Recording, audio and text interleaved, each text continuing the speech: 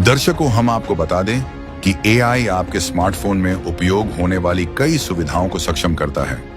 Indian army इतनी सक्षम है कि कोई भी दुश्मन इंडियन आर्मी का और भारत देश का माल भी बांका नहीं कर सकता। एआई स्मार्ट होम उपकरणों में भी उपयोग हो रहा है, जैसे स्मार्ट थर्मोस्टेट्स, स्मार्ट लाइट्स और अन्य डिवाइस जो आपके घर की सुविधाओं को स्वचालित तरीके से नियंत्रित करते हैं।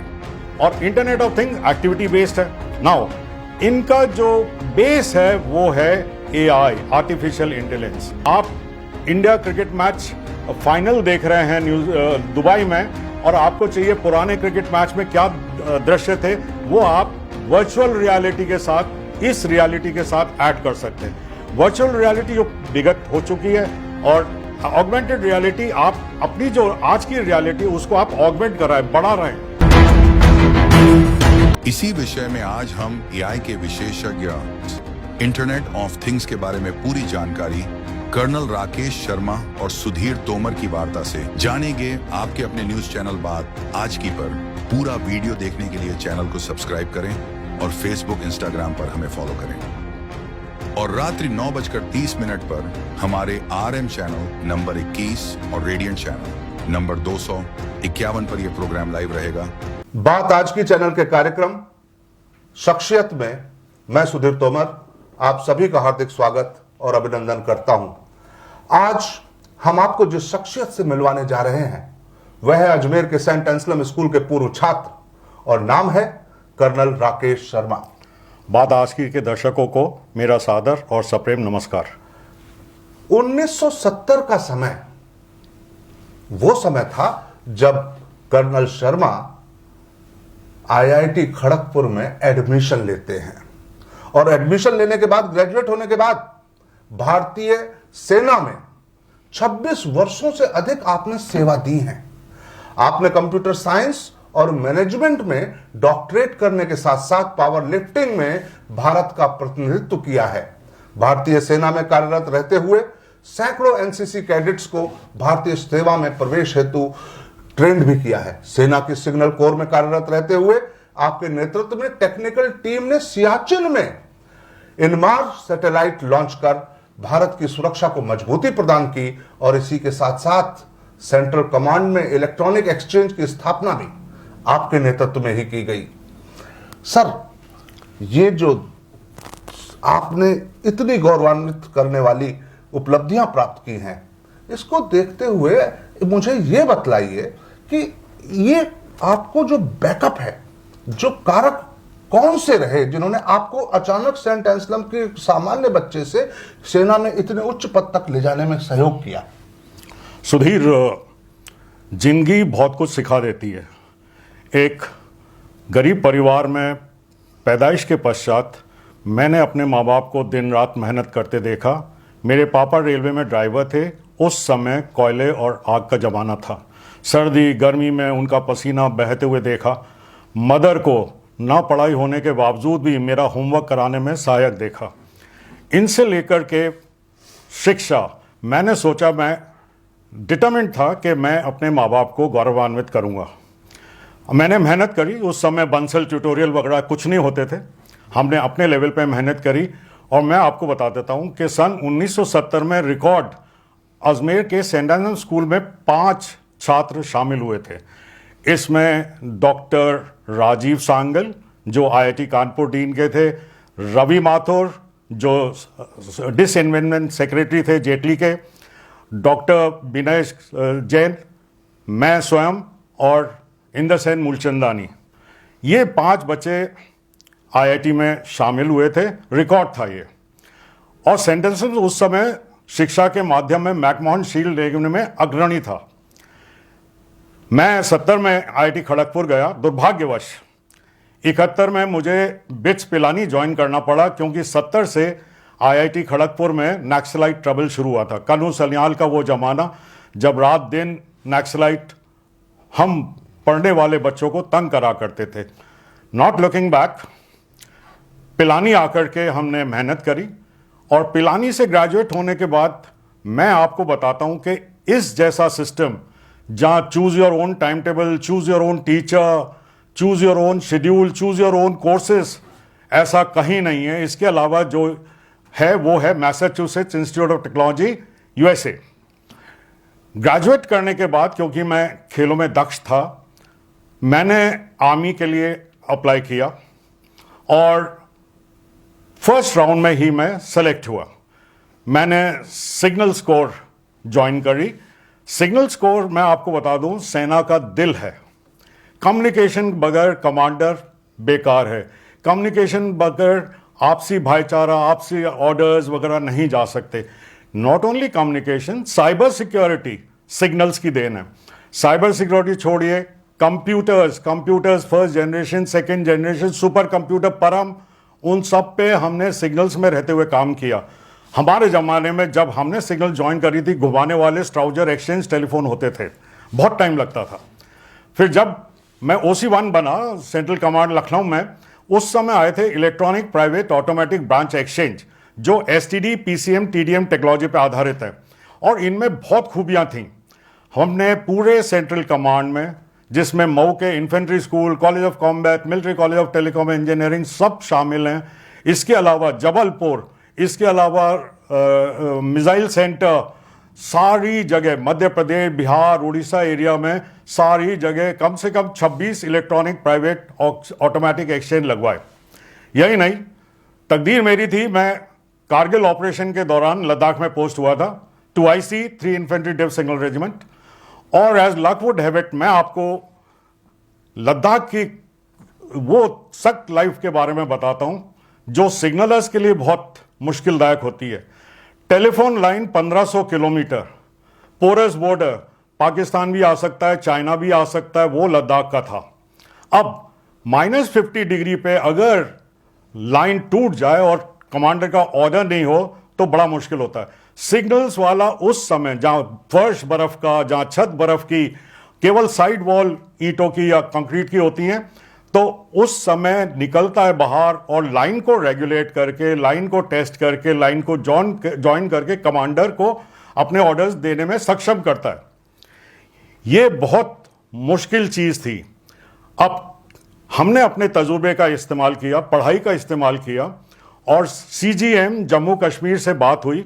हमने कहा जापान में इनमारसैट बेकार पड़े हुए हैं जो VLF पे काम करते हैं, तो CGM ने मेरा साथ दिया। हम वो सारे जापान के इनमार सैटेलाइट, जिसे बोलते हैं इंटरनेशनल मैरीटाइम सैटेलाइट का शॉर्ट फॉर्म है इनमार सैटेलाइट, वो लेके आए और उसे HF पे काम कराया। तो यूं तक चूहा पोस्ट जो कि सियाचिन में है, वहां से लेकर आदमी कन्याकुमारी, USA, UK कभी भी बात कर सकते, और वो विलेज पब्लिक टेलीफोन स्कीम के अंतर्गत हमें बहुत कम राशि में उपलब्ध कराई गई सरकार द्वारा। उस समय जब ये इनमार सैटेलाइट लॉन्च हुआ था, अजमेर के ही स्टार टीवी के संवाददाता मरूफ रजा थे जिन्होंने इसका इंटरव्यू लिया था। इनमार सैट के लगते ही इतना जोश आया था जवानों में। आप देखिए कि जो कारगिल की लड़ाई थी, अधिकतर इनमार सैट पे लड़ी गई, अधिकतर ऑर्डर इनमार सैट पे जाते थे। और नॉट ओनली दैट, इन्फासेट के जो सिस्टम्स हैं उन पे हमने क्रिप्टोग्राफी लगा रखी थी ताकि हमारे संदेश वो नहीं प्राप्त कर सकते, उनके संदेश हमें तक पहुंच नहीं पाए। साथ ही साथ मिलिट्री कॉलेज टेलीकॉम इंजीनियरिंग में मैंने इलेक्ट्रॉनिक वॉरफेयर कोर्स किया। उसमें मैंने सारा देखा कैसे जैमिंग होती है, कैसे एंटी मेजर्स लेते हैं, कैसे जैमिंग के टाइम फ्रीक्वेंसी सेट करते हैं, slow medium frequency jammers, medium frequency jammers, high frequency jammers. जैसे जैसे फ्रीक्वेंसी बढ़ती है जैमर का कॉस्ट भी बढ़ता है। अब इंडियन आर्मी इतनी सक्षम है कि कोई भी दुश्मन इंडियन आर्मी का और भारत देश का माल भी बांका नहीं कर सकता। बहुत बहुत अच्छा सर। तो सर, मेरे साथियों, मेरे दर्शकों, एक जीवन काल में व्यक्ति की उपलब्धियों हेतु यह काफी अधिक नहीं है, बहुत है गर्व करने के लिए, संतुष्ट होने के लिए। लेकिन कर्नल राकेश शर्मा के लिए तो जैसे यह मात्र शुरुआत ही थी। सेना से अवकाश प्राप्ति के बाद आपने डीन इंजीनियरिंग के पद पर ग्राफिक एरा यूनिवर्सिटी देहरादून और बड्डी यूनिवर्सिटी बड्डी में कार्य किया, और इसके बाद फाउंडर वाइस चांसलर के रूप में आपने आईईसी यूनिवर्सिटी बद्दी और इंद्रनील यूनिवर्सिटी अहमदाबाद का कार्यभार संभाला। इसके बाद भारत सरकार द्वारा आपको उच्च शिक्षा एवं तकनीकी शिक्षा विभाग में झारखंड सरकार के सलाहकार के पद पर नियुक्ति दी गई, और अब वर्तमान में कर्नल शर्मा उज्बेकिस्तान के एक निजी विश्वविद्यालय के रेक्टर के पद पर कार्य कर रहे हैं। जयपुर रोड स्थित अंसल सिटी अजमेर की रेजिडेंट वेलफेयर एसोसिएशन के अध्यक्ष पद पर भी आप कार्यरत हैं। कर्नल राकेश शर्मा एआई के विशेषज्ञ हैं। तो मैं कर्नल साहब आपसे यह पूछना चाहता हूं कि आजकल इमर्सिव टेक्नोलॉजी के लेटेस्ट ट्रेंड क्या है? आजकल हमारे जीवन का कोई भी डोमेन, कोई भी क्षेत्र ऐसा नहीं है जहां इमर्सिव टेक्नोलॉजी नहीं हो। हर एक एरिया में, कुकिंग से लेकर के ग्रेनेड्स एक्सप्लोजन तक, मिसाइल तक, प्लेन में डुअल ट्विन टेक्निकल थिंग्स, सारों में इमर्सिव टेक्नोलॉजी है। कोई सा भी आप क्षेत्र ले लीजिए, सनातन ऐप आपने देखा होगा, सारी एआई से संबंधित है। और फिर आपने ये भी देखा होगा कैसे महाकुंभ में लोगों ने वीडियोस बनाए जिसमें जिनकी डेथ हो गई है, जैसे अब्दुल कलाम सर, अटल बिहारी वाजपेयी, उन्होंने भी महाकुंभ की डुबकी लगाते हुए दिखाया। तो एआई या इमर्सिव टेक्नोलॉजी हमारा खुद का अपना एक निजी एरिया है, और हम सबको जरूरत है विशेषज्ञ होने की, नहीं तो हम समाज के लायक नहीं है। समाज में हम, और आजकल हमारे बच्चे, हमारे युवा साथी, 11वीं 12वीं के बच्चे, 9वीं से 12वीं तक के सारे बच्चे, आजकल एक शब्द बहुत ज्यादा उपयोग में आ रहा है, एआई। हम इसका मतलब आर्टिफिशियल इंटेलिजेंस और इसके माध्यम से कंप्यूटर और मोबाइल के द्वारा की जाने वाली कुछ मनचाही गतिविधियों तक ही इसे सीमित समझते हैं जी। तो मैं ये चाहूंगा आप ब्रीफ में हमें यह बताएं कि एक्चुअली एआई का मतलब है क्या? ओके, इमर्सिव टेक्नोलॉजी और एआई में मशीन लैंग्वेज निहित है, और फिर वो चाहे, अब इमर्सिव टेक्नोलॉजी में क्या चीजें हैं? Augmented reality, virtual reality, mixed reality, internet of things. आप कार में जा रहे हैं, आपको अचानक लगता है कि मैं अपना गैस बंद करना भूल गया या भूल गई हूं, आप कार में बैठे हुए इंटरनेट ऑफ थिंग्स के द्वारा वो गैस बंद कर सकते हैं। एसी आप ऑन छोड़ करके आ गए आईओटी के जरिए। ऑगमेंटेड रियलिटी, आप इंडिया क्रिकेट मैच फाइनल देख रहे हैं दुबई में, और आपको चाहिए पुराने क्रिकेट मैच में क्या दृश्य थे, वो आप वर्चुअल रियलिटी के साथ, इस रियलिटी के साथ ऐड कर सकते हैं। वर्चुअल रियलिटी जो विगत हो चुकी है, और ऑगमेंटेड रियलिटी आप अपनी जो आज की रियलिटी उसको आप ऑगमेंट कर रहे हैं, बढ़ा रहे हैं। और internet of things activity based है। नाउ इनका जो बेस है वो है AI, artificial intelligence. Artificial intelligence मैं अपने स्टूडेंट्स को बताता हूं, आपके एग्जाम नजदीक आ रहे हैं और फिर आप सेलेक्ट करेंगे बहुत बड़े बड़े सब्जेक्ट्स, एआई और मशीन लैंग्वेज। जरा गौर करिए और इसको अपना करियर बनाइए। आज अकेले इंडिया में कम से कम 55 लाख एआई इंजीनियर्स की जरूरत है। और जरूरी नहीं है कि आप ग्रेजुएट हो इंजीनियर्स, आप डिप्लोमा करके ज्वाइन करिए। एआई तो पर्सनल चीज है। मैं ये अनुरोध करता हूं सर आपसे कि हमें कुछ उदाहरणों के साथ ये बतलाइए कि एआई है क्या हम इसका उपयोग क्वेश्चन पेपर बनाने में कर सकते हैं, क्वेश्चनों की प्रैक्टिस करते समय कर सकते हैं, कोई सिलेबस अगर हमें देखना हो उसके लिए कर सकते हैं क्या? क्या मैं तो ये कहूं कि क्या हम कुकिंग में कर सकते हैं?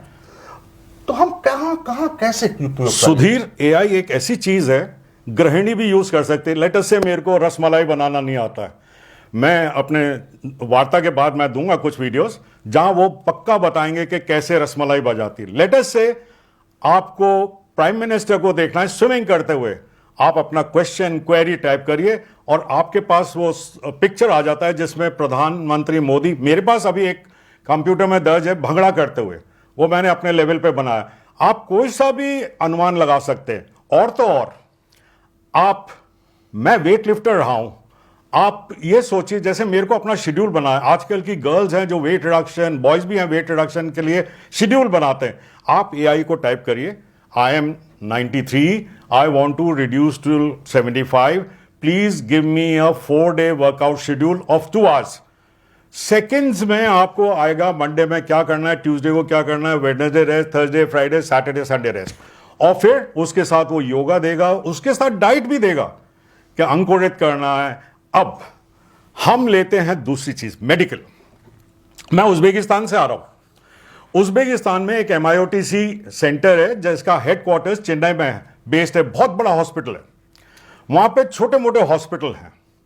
अब छोटे मोटे हॉस्पिटल में नॉर्मल मरीज ब्लड प्रेशर वगैरह आता है, उसको तो देख लिया जाता है, लेकिन जैसे जिसको सर्जरी करानी है, जिसको हार्ट सर्जरी या ऑर्थो सर्जरी करानी है, नी सर्जरी करानी है, वो क्या करेगा, उसको वो टेलीमेडिसिन के द्वारा लिंकअप करते हैं चेन्नई से। चेन्नई में डॉक्टर रोबोट्स को डायरेक्शन देता है और वो सर्जरी बैठे बैठे ताशकंद में कराई जाती है।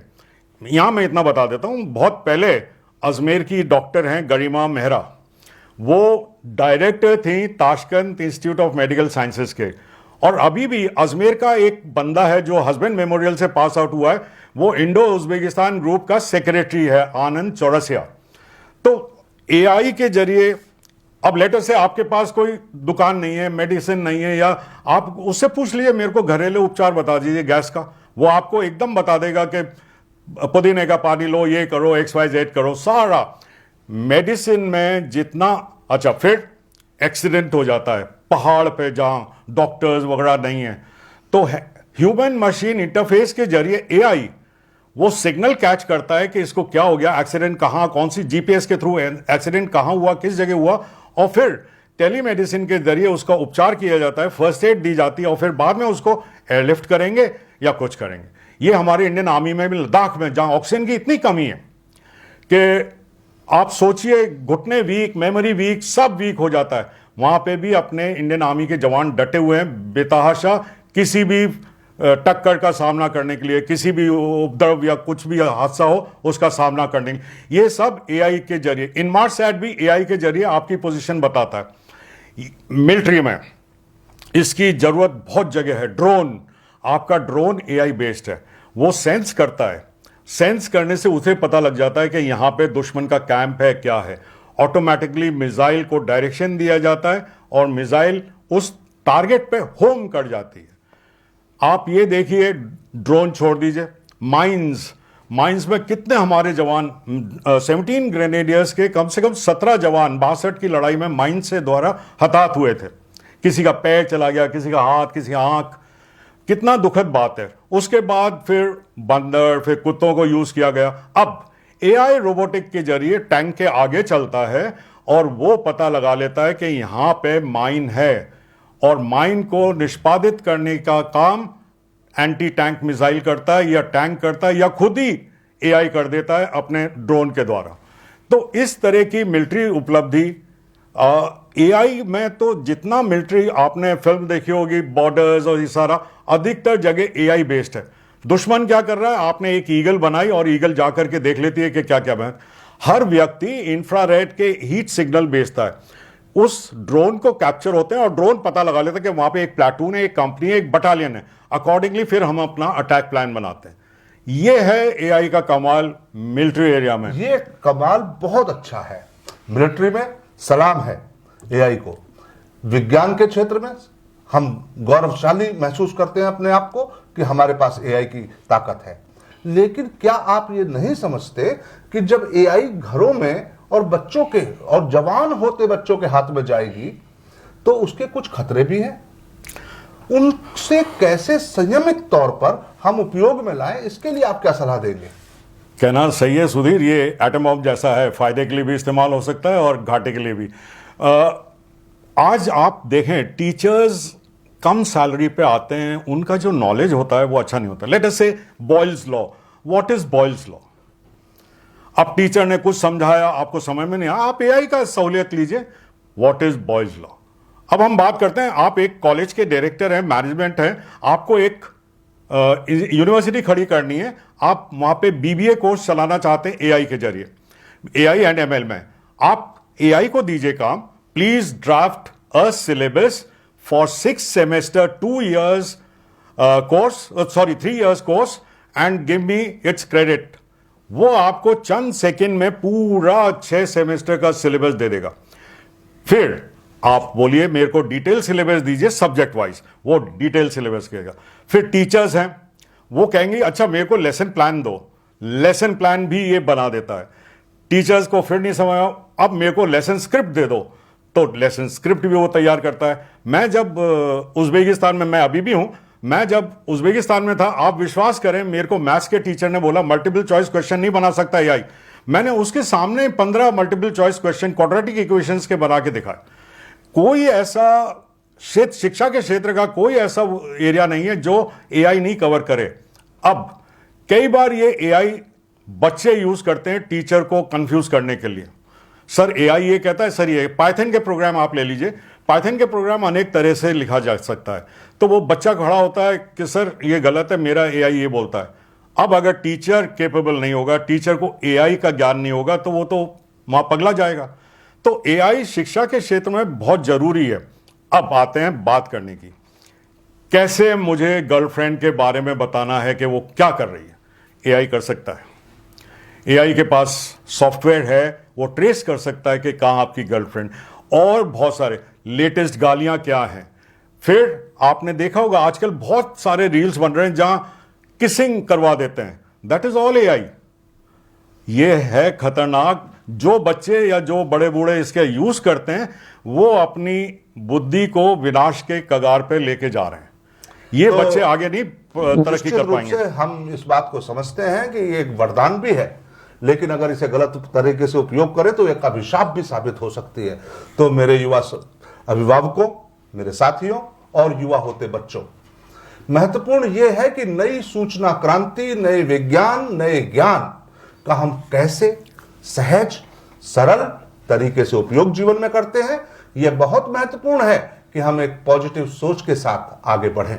गलत रास्तों पर तो कभी भी जाया जा सकता है, तो उससे बचें, जीवन का निर्माण करें। और मैं बहुत बहुत आभारी हूं राकेश सर का कि उन्होंने हमें आज बहुत अच्छी तरह से ज्ञान दिया सभी एआई संबंधित मसलों पर। और सबसे बड़ी बात यह है कि ऐसी शख्सियत हमारे इस शहर हम में से एक है। हम सबके लिए गर्व की बात है। हम आपका अभिनंदन भी करते हैं और मैं अनुरोध करता हूं कि जल्दी ही हम एक प्रोग्राम रिकॉर्ड करेंगे जिसमें हम ये बताएंगे अपने युवा होते बच्चों को कि रिसर्च की फील्ड में हम कोई भी एक टॉपिक लेकर कि हम एआई की मदद से रिसर्च के क्षेत्र में कैसे आगे जा सकते हैं। बहुत बहुत आभार सर। सुधीर ने बहुत अच्छी बात छेड़ी, रिसर्च कैसे करना। मेरा स्पोर्ट्स कमजोरी है। मेरा एक स्टूडेंट है, वो कह रहा है सर मेरे को स्पोर्ट्स में रिसर्च करनी है, यूज करूं कि एआई कैसे ही करूं। आप विश्वास करेंगे गुरमीत सिंह पंजाब के रहने वाले हैं, अच्छे एथलीट हैं, वो इस समय पीएचडी कर रहे हैं एआई बेस्ड स्पोर्ट्स ग्रूमिंग।